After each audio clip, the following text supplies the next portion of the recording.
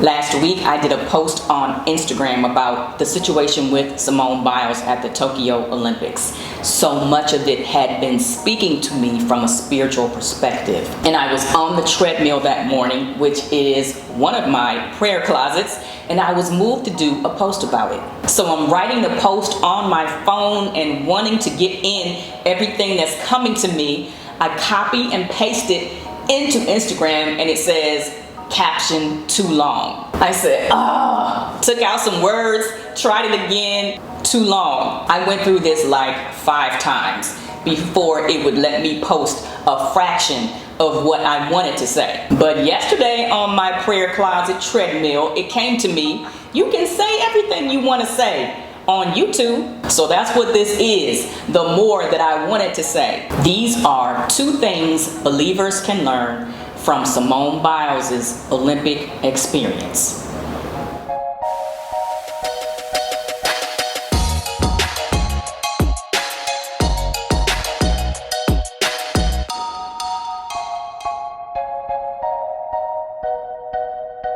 First, I have to say this. I'm not just talking about this because it's a hot topic.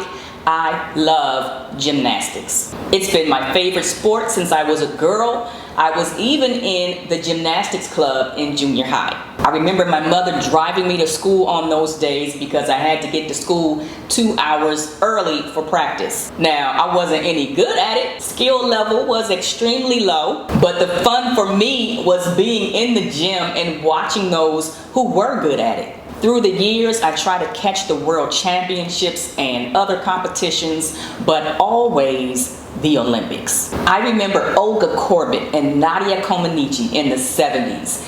I remember when Mary Lou Retton became the first American to win all-around gold in 1984. And I remember when the face of the sport started to change. I was excited to see Dominique Dawes make the 96 Olympic team and win a bronze medal on the floor. Went crazy when Gabby Douglas won the all-around gold medal in 2012. Then came Simone. I saw her rising in dominance at the World Championships and just mesmerizing to watch. Before calling people the GOAT was even a thing, it was clear that she was doing what nobody else had ever done. There was so much expectation and anticipation when she got to her first Olympics in 2016 in Rio. I was holding my breath and cheering her on during the whole competition. I think I lost my voice by the time she won all-around gold. Then there was the lead up to the Tokyo Olympics. My husband knows I love gymnastics, so he said we should go to the Olympic trials,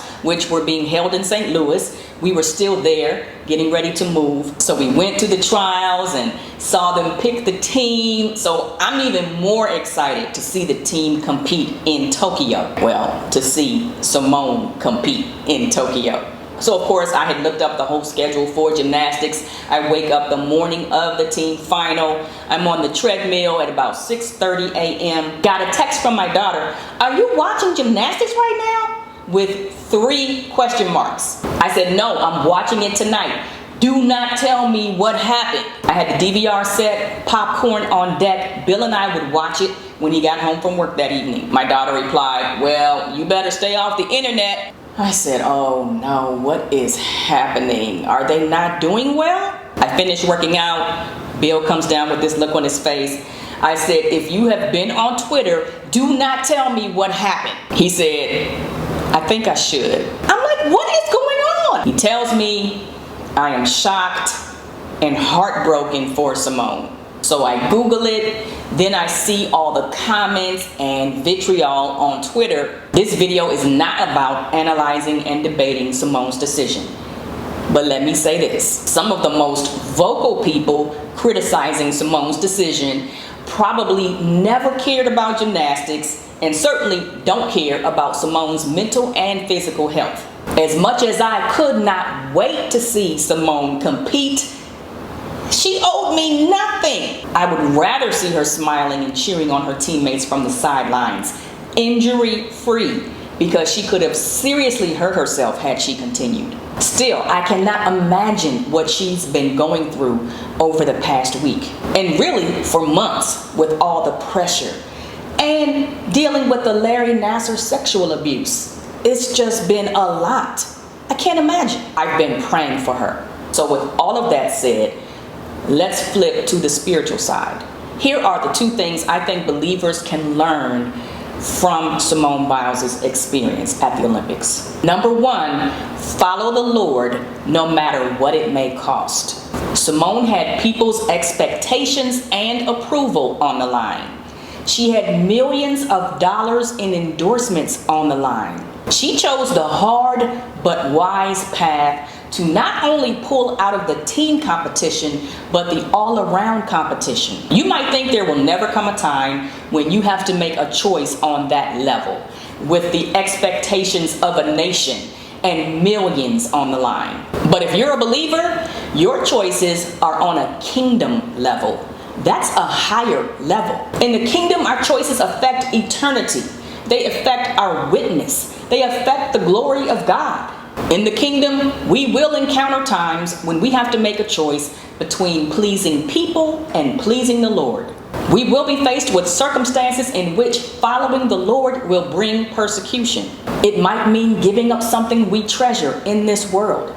It might cost you your job or some other position. It can cost you relationships, friends, and even family.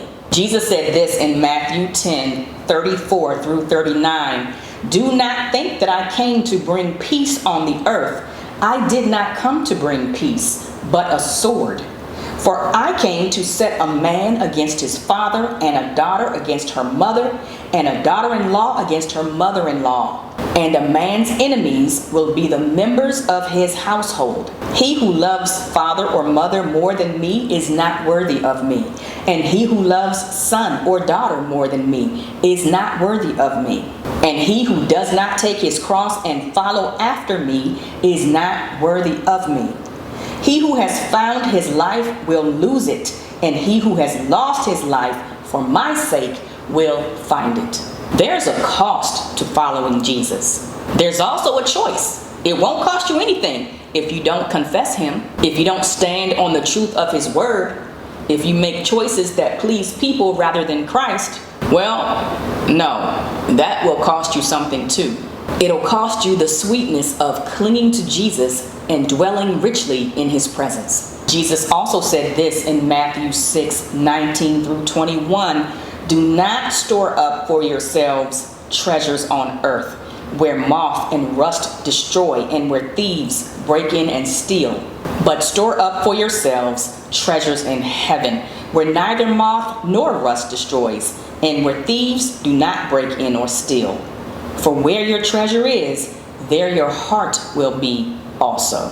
If our treasure is people's opinions and approval, a social media platform, titles and positions, awards, whatever is of this world, it won't last. The only treasure that lasts are the treasures of heaven, bearing fruit for the kingdom, being faithful witnesses who proclaim Christ and follow him at a time when it will definitely cost us. We have to keep Galatians 1:10 in our hearts and minds. For am I now seeking the favor of men or of God? Or am I striving to please men? If I were still trying to please men, I would not be a bondservant of Christ. May the Lord's favor be the favor we seek.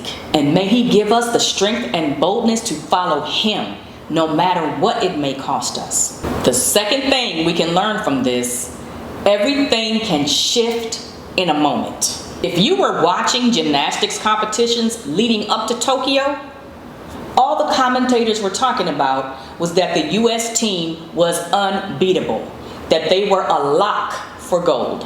They had already counted Simone's additional gold medals, at least 5 more gold medals in Tokyo.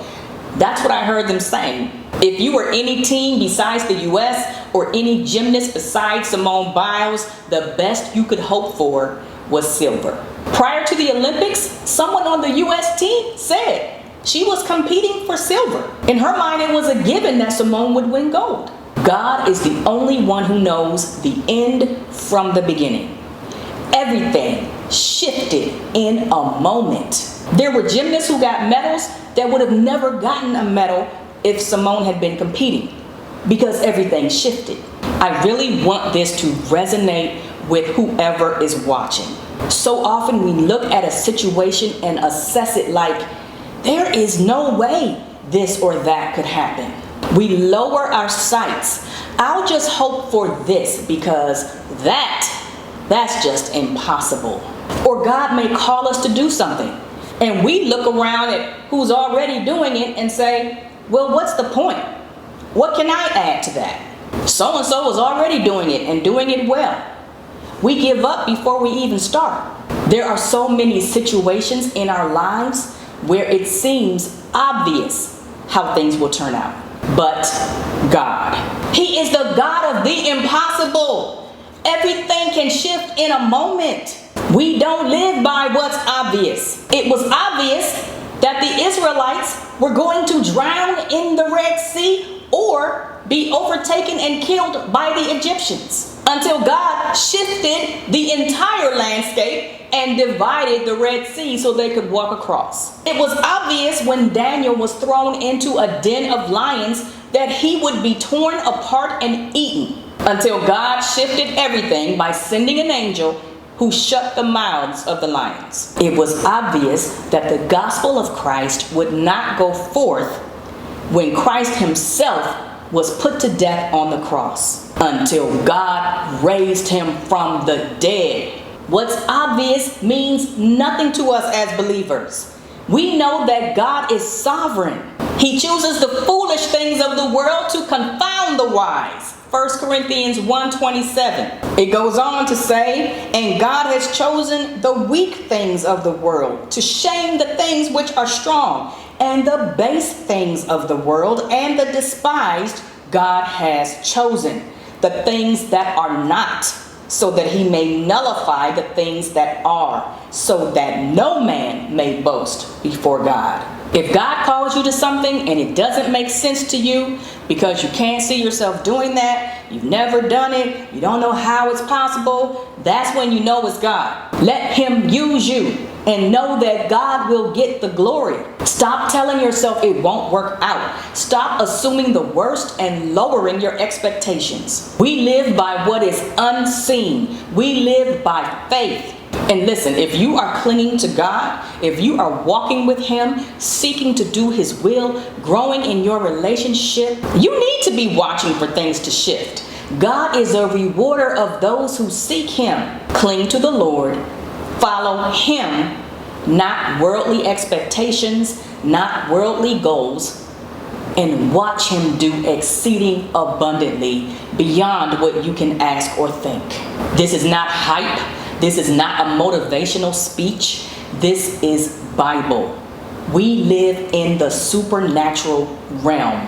With God, all things are possible. This is Cling Life. Cling and believe. Thank you so much for watching. I would love for you to subscribe if you haven't already. Don't forget to click the notification bell so you will know when I upload a new video. I will see you in the next one. Meanwhile, keep clinging.